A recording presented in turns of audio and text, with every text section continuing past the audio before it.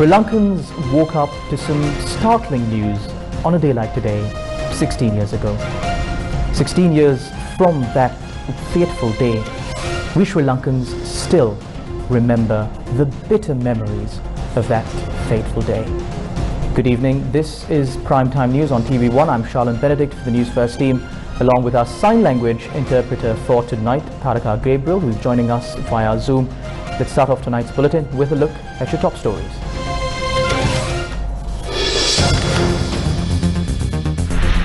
"16 years since the deadly tsunami wave hit Sri Lanka, victims commemorated across the island.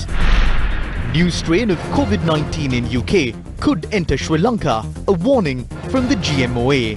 නව virus ප්‍රභේදය අපේ රට ඇතුළටත් එන්න තියෙන ඉඩකඩ ඉතාම වැඩි. Asian Development Bank approves loan to procure COVID-19 vaccine for Sri Lanka. First installment is $84 million. Police warns protesters. ഘോഷණයකට සහභාගී වුණොත් යම් පිරිසක් නිරෝධායන රීතීන් වලට පටහැනිව ඔවුන් මේ සිටින සම්පූර්ණ ප්‍රදේශයම හුදකලා කරන්න සිදුවෙයි. Nushad Pereira resigns from position of chairman at Satosa.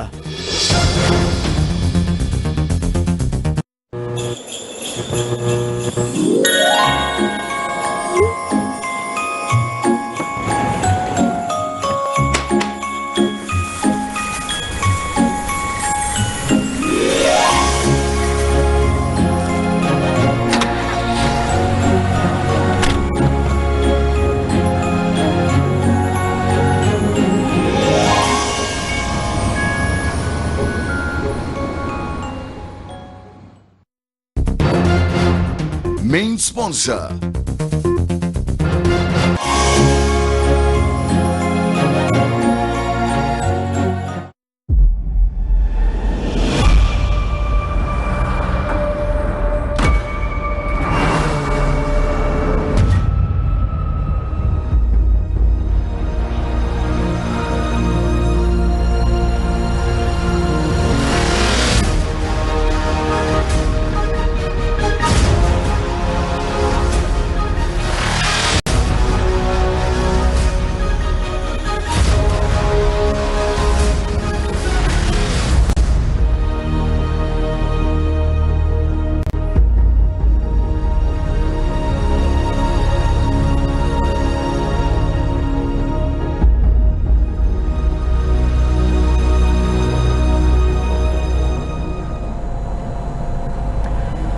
We all remember how the tsunami wave that swept across the island destroyed everything in its path. Vehicles, massive buildings, and even mountains stood no chance against these tidal waves. But against all odds, the love of this couple stood firm against this formidable adversary and defied even the limits expressed in the vow, "Till death do us part." This is the story of Andreas Samaranayake. අපි දෙන්න කැටට ජීවත් වුණු couple එකක් නෙවෙයි අපි දෙන්න එක්කෙනෙක් කැටට ජීවත් වුණු කපල් එකක් අපි අවුරුදු ගානක සම්බන්ධතාවයකින් පස්සේ මැරි කරේ නමුත් ඉතින් කරන්න දෙයක් නැහැ අවාසනාවන්ත දෙයකට මුහුණ දුන්නා. Samaranayake began his story like this. 16 years ago at 8 a.m. on a day like today, Samaranayake, his wife and a few members of his family visited the Mathura public fair to purchase groceries for the coming week. The tidal wave turned a dark page in the picture-perfect love story of this amazing couple. අර මහාරලා ඇවිල්ලා අපි ළඟ බින්දුනා මම විසි වුණා අපි දැනට අල්ලගන්න දෙයක් තිබුණේ නැහැ එතන එයා මගෙන් අතෑරුණා මමත් විසිලා ගියා කොහෙද අස්සකට අන්තිමට මෙයාගේ බොඩි එක තමයි ස්පිරිතාලෙදි හොයාගත්තේ. His wife was taken away by the tsunami wave 16 years ago. The depth of their love is personified by the fact that even this tragic turn of events did not dim the light of what they shared. He visited the grave of his wife today, just as he had done every day for the past 16 years. Samaranayake took to weaving palm leaves to place at the grave of his wife to ease the grief of losing the love of his life. අපි බලාපොරොත්තු තිබුණ පිටක් කියවන්න ගෙදර. ඒකට අත්තාව හම්බුනේ. ඒ නිසා මම මගේ අතින්ම මේ පිරිත් මණ්ඩපය නිර්මාණය කරනවා කියන විශේෂ උද්‍යෝගයකින් ඒ කටයුතු කළා. ඒකම මම ඉතින් මගේ මේ හිතේ තිබිච්ච වේදනාව තුනී කරගත්ත චිත්‍රය ඇඳලා. The interior of the Andreas Samaranayaka's home resembles an art gallery. This is his portrait of the love of his life. විශේෂයෙන් මෙයාගේ හැඩගුරුව විශේෂයෙන් අගය කරන එයාගේ දිග කොණ්ඩය ඒක දිගටම ඒ කාලේ බිම පැටලලා තිබුණා ටිකක් දිගට පැටිලා. Andreas Samaranayaka did not let death diminish the love he held in his heart. The tsunami wave took away our loved ones, livelihoods and much more. But stories like this remind us that despite taking away all that, the tsunami wave was never able to take away our resolve, our hope, and most of all, the love that we cherish in our hearts.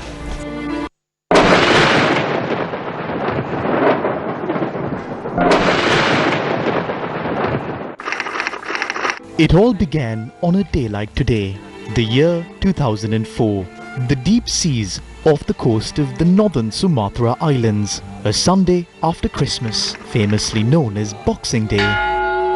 Many who celebrated Christmas on the previous day were looking forward to a relaxed holiday. The first tsunami wave hit the island without any warning at 9:26 a.m. It was travelling at a staggering speed of 800 kilometers per hour. The wave reached Sri Lanka, located 1,700 kilometers away from the epicenter of the quake that caused the tidal wave 2 hours after the initial shock. The wave, named tsunami, that was only heard of in some parts of the world, took the lives of 227,898 people in 14 Asian countries in a matter of seconds. The tidal wave swept across the southern, western, eastern as well as northern shores of Sri Lanka and laid waste to the bordering villages and towns, leaving behind a trail of death and destruction. When the water settled, the sight of a train blown clean off its tracks, with compartments twisted beyond repair, left the world in a state of shock. This tragic incident that took place at the Peralia train station claimed the lives of 1,270 people. The fate of 141 people on board the train to this date remains unknown. The exact number of lives lost in the tsunami disaster is still unknown, but the number is said to be well over 35,000. The Peralia railway station that was destroyed 16 years ago was later rebuilt. Although a train was scheduled to leave from the Peralia railway station to the Fort railway station at 6:50 this morning, the train did not operate today due to limitations placed by COVID-19 regulations. This is the Peralia Tsunami Memorial. Those who passed away during the disaster were commemorated at this memorial today. The memorial service was organized by residents of Peralia and surrounding villages. Floral tributes were laid at the memorial and religious observances were conducted during the service. The main tsunami commemoration in Mathura was held at the Totamuna Tsunami Memorial. A limited number of people attended this memorial, organized by the Disaster Management Unit of the Mathura district and the district secretariat. Those who attended the event adhered to the COVID-19 regulations. According to our correspondent, religious observances were held virtually. Victims of the tsunami tragedy were commemorated at the Tsunami Memorial at the Gangaramaya Viharasthanaya in Palana, Veligama. The memorial was organized by the Gangaramaya Viharaya in Palana, Veligama. We met this mother at the memorial.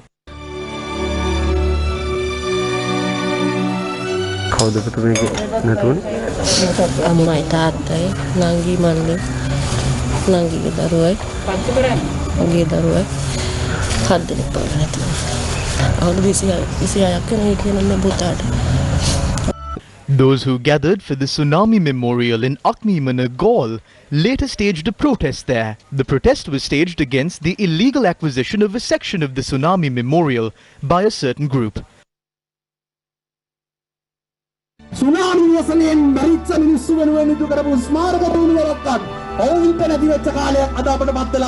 According to our correspondent, the protest lasted for about an hour.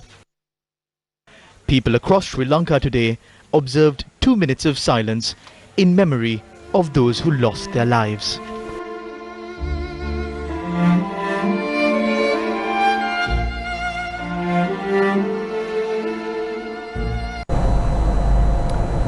Moving on to COVID-19 related stories here in Sri Lanka today. 593 COVID-19 cases were reported today, increasing the total number of cases in Sri Lanka to 40,380. 8,143 active patients are currently under medical supervision. 712 patients recovered today, increasing the total number of recoveries in the island to 32,051.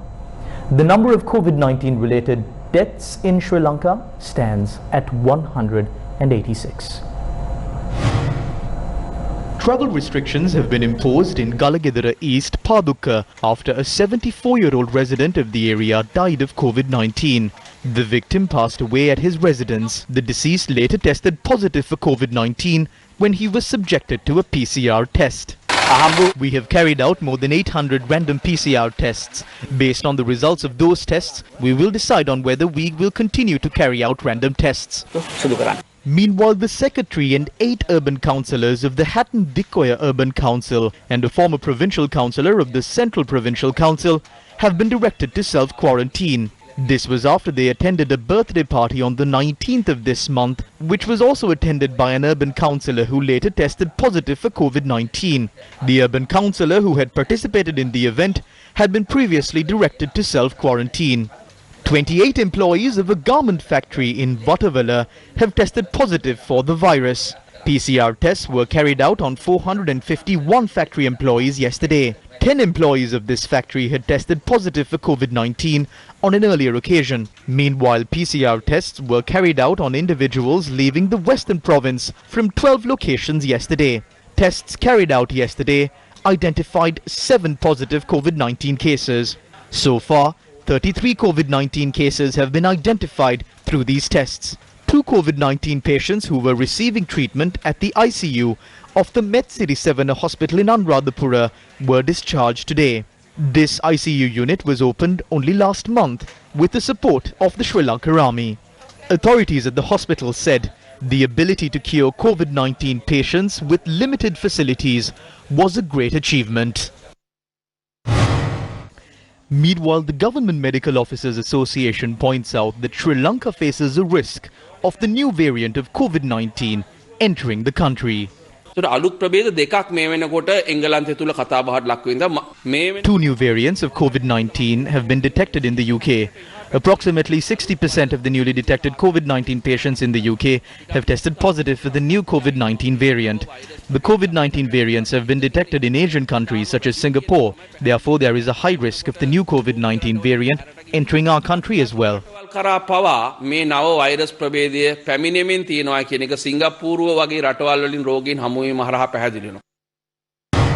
Police media spokesperson DIG Ajit Rohana expressed these views about staging protests amidst the prevailing COVID-19 situation in the country. මේ අවස්ථාවේ උද්ඝෝෂණය කිරීම සාමාන්‍ය සතුරෙක් සමග නෙමෙයි පරාජය කරන්න. At this point, the COVID-19 virus is our enemy. Those who engage in protests are fighting against an invisible virus. If a group stages a protest disregarding health guidelines, we will be compelled to isolate that particular area. We will have to take action against such individuals as per the laws of this country and the quarantine laws that are currently in effect. We urge the general public to refrain from staging such protests that violate COVID-19 health regulations. අපි සියලු දෙනාගෙන් ඉල්ලා සිටිනවා. Large crowds gathered opposite Dhammika Bandara's residence yesterday to obtain the anti-COVID-19 tonic. Police took measures to disperse the crowds gathered there.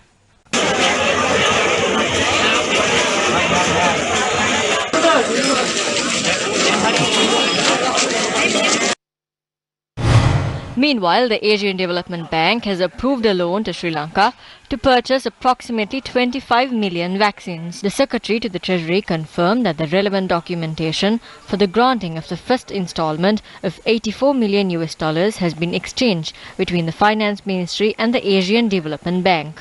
It was also noted that this loan facility can be extended up to $200 million. Advisor to the President Lalit Veeratunga said further discussions are scheduled to take place next Monday, the 28th of December, regarding the procurement of a COVID-19 vaccine. Advisor to the President Lalit Veeratunga was entrusted with the task of coordinating all measures to facilitate the importation of a COVID-19 vaccine to Sri Lanka after a detailed analysis, post-discussion with local health authorities and the relevant stakeholders overseas. The group that would be entitled to the vaccine will be chosen on a requirement and priority-based process. During an inquiry, State Minister Dr. Sudarshini Fernandopulle said healthcare staff, security forces, locals in populated areas and residents of Colombo will be given priority in the vaccination program. Meanwhile, State Minister Channa Jayasumana said the process of registering suppliers for the procurement of COVID-19 vaccines has commenced. The Government Medical Officers Association expressed its views regarding the COVID-19 vaccine. The effectiveness of the COVID-19 vaccine to curb the spread of the virus is still questionable. How long will the vaccine be effective? Will its effectiveness be limited to 5 or 6 months? We do not have answers to these questions as yet. However, a COVID-19 vaccine is so far the only credible option we have confidence in. That is why we believe that we must set in place a proper mechanism in our country to import the COVID-19 vaccine to Sri Lanka as soon as possible. Meanwhile,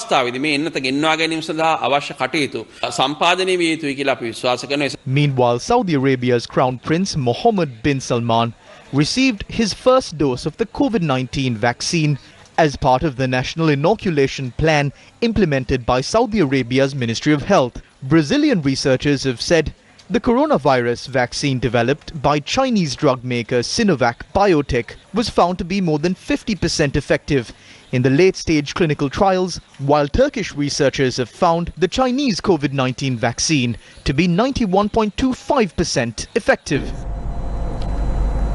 President Gotabaya Rajapaksa visited Anuradhapura this morning.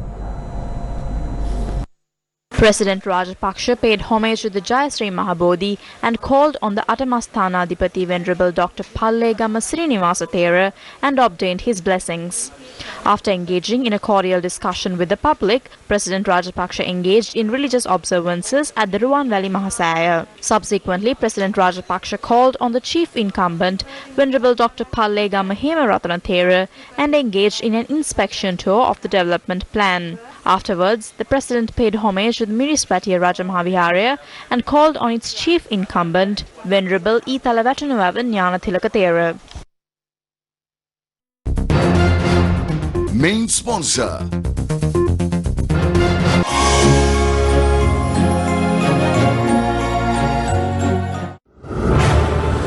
Legends 966 this season. A collection of the most memorable songs, Christmas hits and family favorites 24/7. Tune in now. Struggling to find reliable plumbers, electricians, gardeners and other service providers? Bellboys got you covered. When will the provincial council elections be held? Will provincial councils be abolished? These questions have paved the way for debates across many platforms. The leaders of the SLPP are of the view that a provincial council election should be held. A promise has been made to present this proposal at the party leaders' meeting during the next few weeks. It was the party leaders who participated in a majority of the protests that were staged against the delaying of provincial council elections. As a party, the SLPP, the President, Prime Minister or the national organizer has not said that the provincial council elections will not be held or that the system will be changed. As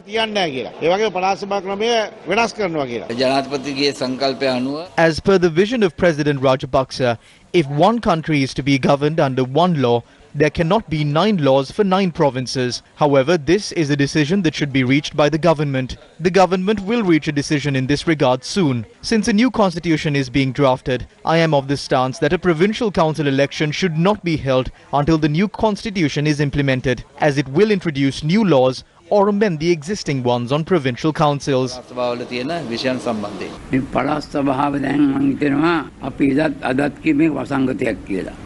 We have always been of the stance that the provincial council is similar to an epidemic. This was something that was gifted to us from India. It does not suit our country. Therefore, we urge the government to refrain from continuing the provincial council system, repeal the Provincial Council Act immediately, and abolish all provincial councils.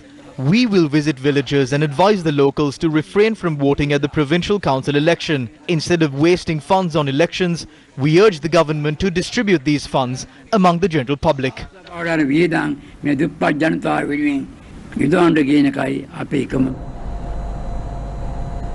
Here are some of the views that were expressed regarding the East Container Terminal of the Colombo port.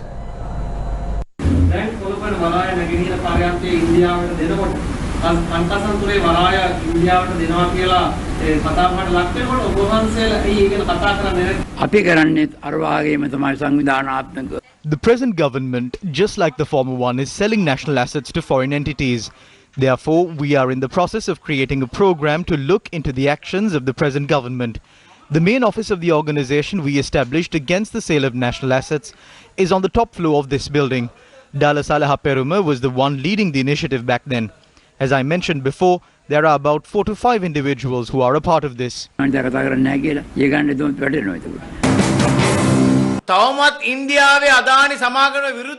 protest against the Adani group is continuing in India. It is the Indian Prime Minister Narendra Modi who has urged our leaders to give the East Container Terminal to India's Adani group for $500 million. The government is taking the wrong decision. The minister says there are no foreign investors. I challenge them. Call for tenders on Monday for the development of the East Container Terminal. Invite local companies to bid. You will see how many local companies are interested to invest in the terminal. The government is now in the process of selling all of our national assets to foreign entities.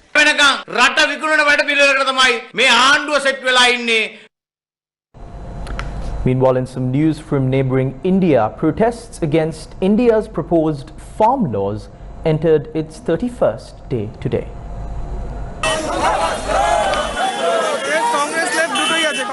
The protesting farmers have heartened their stance against the farm laws, while the government continues to back the laws.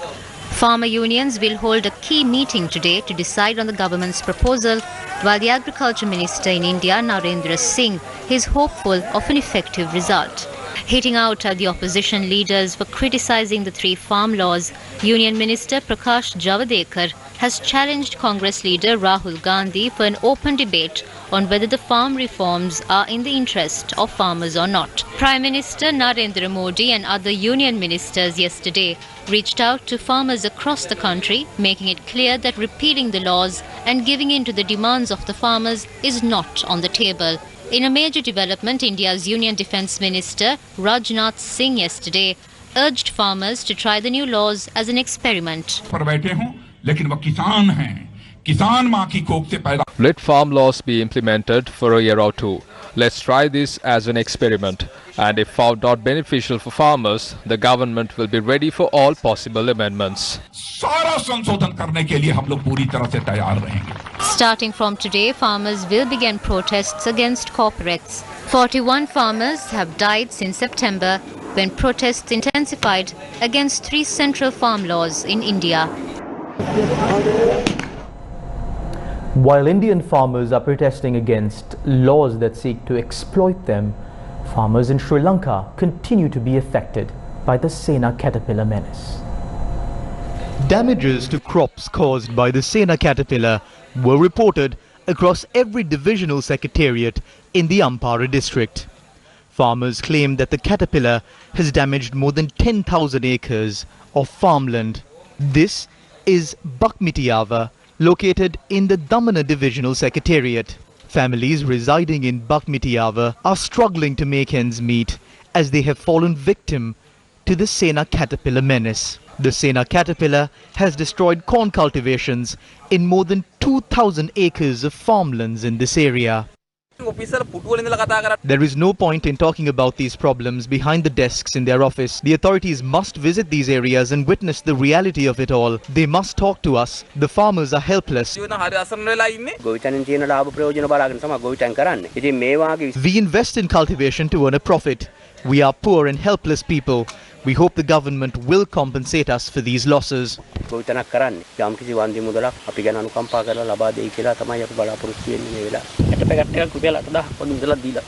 I paid 8,000 rupees to purchase a packet of seeds. We have taken loans to cultivate these crops. We hope the government will compensate us for these losses. The farmers are left helpless today. Their only request is for the authorities to provide them with a solution to this issue. The Pavidi organization expressed their views on the activities of the government during a media briefing held today. When the ruling party came into power, the entire country rejoiced that a person like Prince Diyasen has been elected as our leader. They said, we've got a good king now. All of us were happy. But now the stooges of that king, his bootlickers, I believe these people won't allow the king to go on his path. The program of the president has been named as Vistas of Prosperity, a very nice name. There are many nice words in the Sinhala language, but I don't know what curse is upon us because the people are extremely frustrated. I believe that state leaders must understand why the country has fallen. Today, if we try to contact a chief minister, there is no one to receive our message. I don't know if the mobile phones of the ministers and MPs have been infected with COVID-19. The MPs who were elected by the people should look into the people's well-being. If they are not doing that because the coronavirus is spreading, then they must resign. The Ministry of Health has fallen to its lowest. The roots of the ministry are not good. Talented doctors must be appointed to top positions. People with merit must be appointed to these positions. A majority of the people appointed are inexperienced. If we call to memory the promises of this government when coming into power, they promised to take action against those involved in corruption and the central bank bond scam. But those responsible for these corrupt activities are still roaming free. අපි නිරන්තරම කියන්නේ ඉඳලා ගලක් ගාලා පොල්ලක් ගාලා අපි ගෙඩියට ගැහුවත් ඒ ගෙඩි තාමත් අපි අහිඳින් දෙන්නේ නැහැ කාටවත්. අපේ මතර වලට කන් දීලා ක්‍රියා කරනවා නම් ගෙඩි ටික අහිඳගෙන පෝෂණය වෙන්න පුළුවන්. නැත්තම් ගෙඩි ටික අනිත් අහිඳගනි කියලා හිතන්න ඉඩ තියෙනවා අපිට. If the government doesn't listen to our advice, others might take credit for the struggles that we support. මේ කරන වැඩවල වලින් අපටත් පේන්නේ අන්තිමට විපාකේ තමයි අපි කොච්චර ගල් ගහුවත් අපි අහින්න ඇව්වත් අපි ගහන ගෙඩි ටික උන් අහින්න ගන්නවා කියන එක අපිට පැහැදිලි. Opposition leader Sajid Premadasa participated in another phase of the opposition leader mobile service program in Kataragama. Opposition leader Sajid Premadasa arrived at Kandasurindugama in Kataragama and discussed the problems faced by the people in the area. Sajid Premadasa said that steps will be taken to bring these issues to the attention of the authorities both inside and outside Parliament.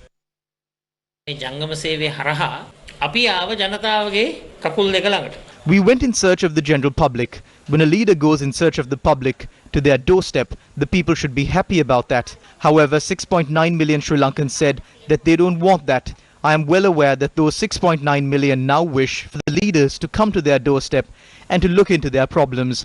I have written down all of these problems and I am proud about that. I cannot lie to the general public and say that I will provide solutions to all of their problems. I am in the opposition. However, as the leader of the opposition, I will do my best to serve the public.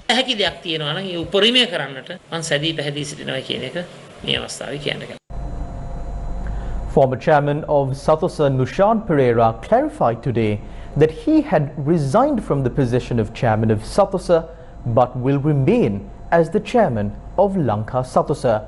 Nushad Pereira points out that he tendered his resignation due to his busy schedule.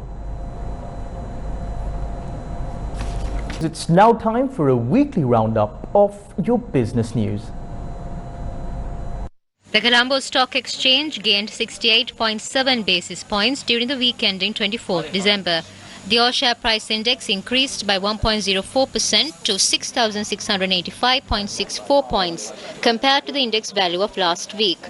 Weekly turnover exceeded 13.9 billion rupees. Sectors including capital goods, food, beverage and tobacco, materials and transportation were the main contributors to the weekly turnover. Market capitalization grew to 2.921 trillion rupees from 2.891 trillion rupees a week earlier. So far this year, market capitalization has increased by 2.5% from 2.851 trillion rupees reported at the end of 2019. During the year up to the 24th of December 2020, the Sri Lankan rupee depreciated against the US dollar by 4.5% to 194.66 rupees. The Sri Lankan rupee depreciated against the euro by 12.3% to 238.96 rupees against the euro, and the pound sterling by 7.5% to 265.03 rupees against the pound. The outstanding stock of treasury bills and bonds held by foreigners decreased by a marginal 0.02% in rupee terms during the reporting week to 6.83 billion rupees. Sri Lanka's exports dipped 20% in November 2020 from a year earlier to $747.5 million. In a statement, the Export Development Board said exports of apparel had fallen 32% to $483 million and exports of tea, which was 12% of the total, was down 5%. Exports to the top 10 markets have shown poor performance during the month of November this year, as well as the period between January to November this year.